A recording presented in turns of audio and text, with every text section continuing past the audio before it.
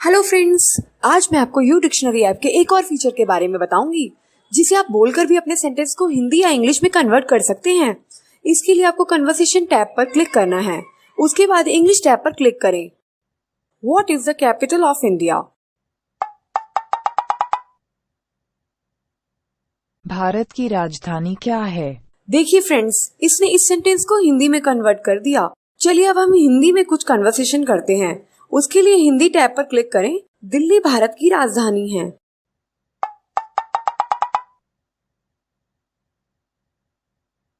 Delhi is the capital of India. देखिए friends, इसने इस सेंटेंस को इंग्लिश में कन्वर्ट कर दिया है ना कमाल का फीचर फ्रेंड्स। इसे डाउनलोड करने के लिए डिस्क्रिप्शन में लिंक अवेलेबल है, वहाँ जाइए और जल्दी से डाउनलोड करिए। Thank you friends. एक समय की बात है, एक गांव में बहुत बड़ा पुराना बड़ा सा घर था।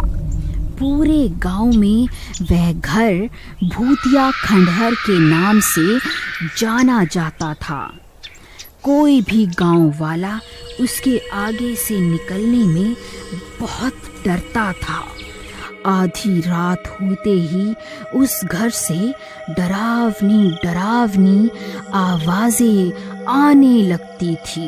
एक दिन रमेश नाम का लड़का शहर से अपने भाई के घर गांव आता है। रमेश वहां से गुजर रहा होता है। अरे रमेश, कहाँ जा रहा है? जरा बात तो सुन। मैं इतने बड़े घर में अकेली रहती हूँ, तुम आ जाओ, हम मिलकर रहेंगे, बहुत मजा आएगा। अरे नहीं, ये तो चुड़ैल है। ये यहाँ कैसे आ गई? भागो रे भागो, हाय मम्मी बचा लो। अरे रुक, जाता कहाँ है?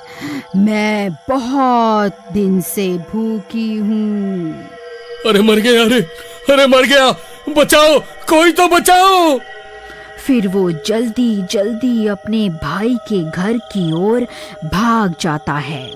अरे भाई दरवाजा खोलो, महेश भाई दरवाजा खोलो जल्दी। अरे भाई कौन है इतनी रात को जो दरवाजा पीट रहा है? जाओ, कविता जरूर तुम्हारा भाई होगा, वो ही बेसमय आ जाता है। अजी क्या कहा आपने मेरे भाई के बारे में? जरा अपनी आंखों का इलाज करवाओ। ये मेरा नहीं, आपके भाई साहब पधारे हैं। बड़े आए। अरे पागल औरत, वो शहर से बहुत सारी सोने की गिन्नियां लाया है ताकि यहाँ मेरे पास संभाल कर रख सके। क्या कह रहे हो जी? तो ऐसा बोलो ना कि लक्ष्मी जी पधारी है। मैं अभी आई लक्ष्मी जी।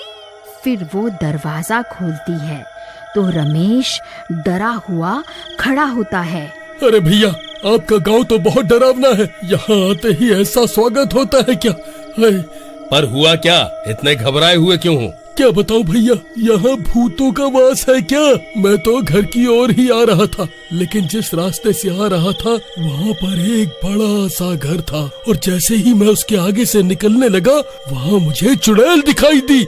वो मुझे बुलाने लगी। क्या कह रहे हो भाई? तुम्हें वहाँ से नहीं आना चाहिए था। वहाँ से जो भी निकलता है वो गायब हो जाता है। नहीं भैया, मैं वहाँ रुका ही नहीं। जैसे ही चुड़ैल दिखी मैं तो वहाँ से 9-2-11 हो लिया।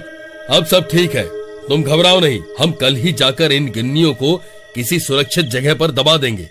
फिर अगले दिन सुबह होने पर चलिए अब इन सारे सोने की गिन्नियों को सही जगह ठिकाना लगा दें, जहाँ ये सुरक्षित रहें। फिर दोनों भाई उन सारी गिन्नियों को लेकर घर से निकल जाते हैं। देखो भाई, रास्ते में वही खंडहर आएगा, तुम डरना मत और चौकन्ने रहना। जहाँ हमें जाना है वो रास्ता वहीं से होकर आता है और कोई दूसरा रास्ता नहीं है। नहीं भैया, मैं नहीं जाऊंगा। भाई कुछ नहीं होगा, अगर ऐसा कुछ हुआ भी तो मैं हूँ ना, तुझे कुछ नहीं होने दूंगा। फिर इतना बोलकर दोनों भाई निकल जाते हैं, और जब वह खंडहर आता है तो दोनों बहुत डर जाते हैं। वहाँ बहुत अजीब अजीब सी आवाजें आने लगती हैं।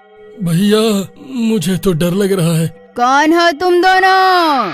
अब तुम दोनों नहीं बचोगे। हा हा हा हा हा हा। भैया अब हम क्या करेंगे? ये चुड़ैल तो हमारे सामने ही खड़ी है। तुम डरो मत, मैं तुम्हें कुछ नहीं होने दूंगा। तुम मेरे पीछे आ जाओ। फिर चुड़ैल महेश को अपने मुंह में निगल लेती है। भैया नहीं, भागो यहाँ से, नहीं तो ये चुड़ैल मुझे भी खा जाएगी। मुझे किसी की मदद लेकर आना होगा। फिर वो भागकर वापस गांव जाता है। भाभी, भाभी दरवाजा खोलिए, दरवाजा खोलिए भाभी। अरे रमेश, तुम वापस भी आ गए? तुम्हारे भैया कहाँ हैं? नहीं भाभी, बहुत बड़ी गड़बड़ हो गई। वो खंडहर वाली चुड़ैल भैया को साबुत ही निगल गई। क्या ये तुम क्या कह रहे हो? नहीं, ऐसा नहीं हो सकता। भाभी मैं सच कह रहा हूँ, मेरे सामने ही वो चुड़ैल भैया को निगल गई। मैं किसी तरह भाग आया ताकि मदद लेकर आ सकूं। फिर कविता घर के अंदर जाती है और सोचने लगती है कि अब क्या करें। इतने में रमेश कुछ गांव वालों को भी इकट्ठा कर लेता है। फिर कविता, रमेश और सब गांव वाले उसी खंडहर के पास जाते हैं। अरे ओ चुड़ैल, बाहर निकल, मेरे पति को खा गई। हिम्मत है तो बाहर निकल। अरे भाभी, आपको डर नहीं लगता क्या?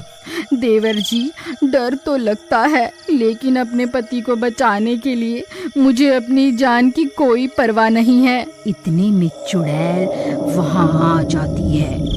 सब गांव वाले बहुत डर जाते हैं। आई मम्मी, मचा लो, अभी तो मेरी शादी भी नहीं हुई। अरे कविता बहन, आपके तो पति के पेट में है, आप भी अंदर चली जाओ। दोनों साथ में खुशी खुशी अंदर रहना, मजे करना। मैं मरना नहीं चाहता।